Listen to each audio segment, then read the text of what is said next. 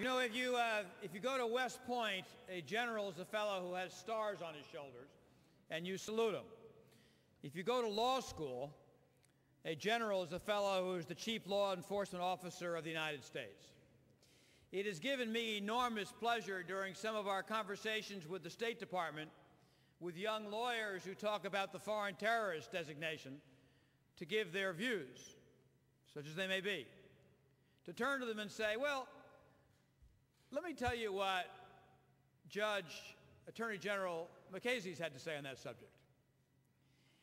Because there is not a more distinguished voice in the country on these matters. As a federal judge, he presided over the trial in the first World Trade Center bombing. He then became the 81st Attorney General of the United States, one of the strongest, most outspoken, most distinguished voices in this cause. General?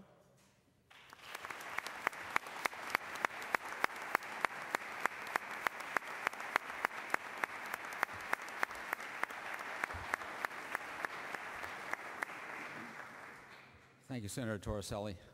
You know, in looking around and listening to the people that you've been listening to, people with the credentials of an Andy Card or Ambassador Bolton and the others on this panel, Sheila Jackson Lee, Congressman Bartlett, and seeing the array of people here and looking at the possibilities that we're looking at in Iran and elsewhere, it really kind of recalls the opening line of the Charles Dickens novel, A Tale of Two Cities. It was the best of times, it was the worst of times. In a way, it's the best of times. The possibilities for human freedom today are greater than they've ever been, probably in the history of the world. Freedom is breaking out all over in some very unlikely places. There's reason for hope. People in Ashraf are holding together and are standing up for what they believe in and for what you believe in, which is simply the cause of human freedom and human dignity.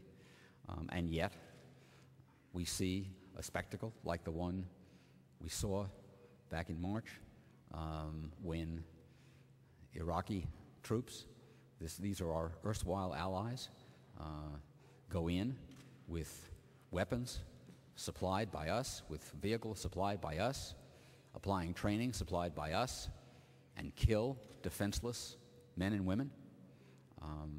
We see the spectacle of an American ambassador representing his country by saying that the people of Ashraf have to deal with me. I'm running this. This guy could have sold beer for Al Capone. He missed his calling.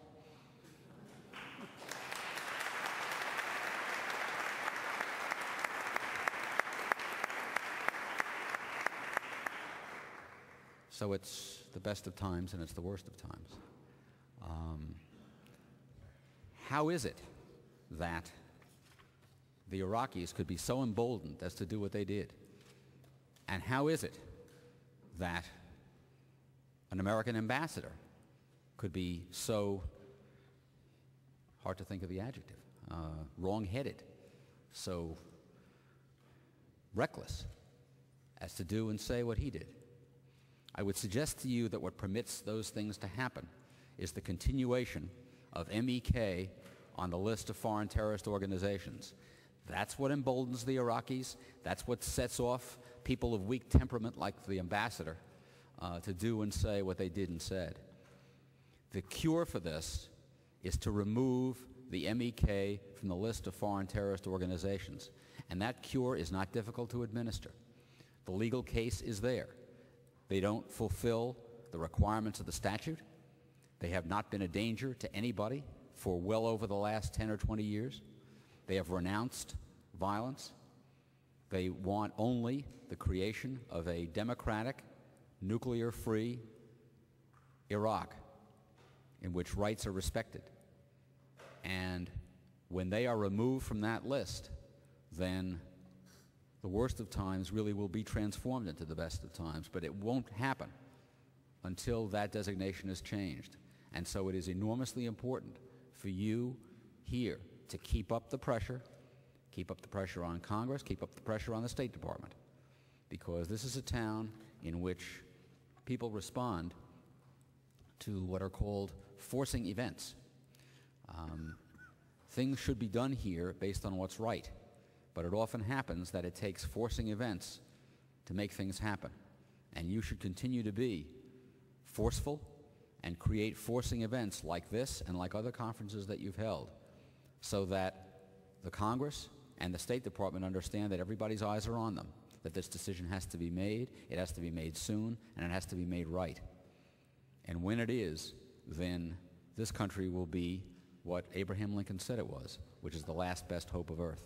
Thank you very much for your attention.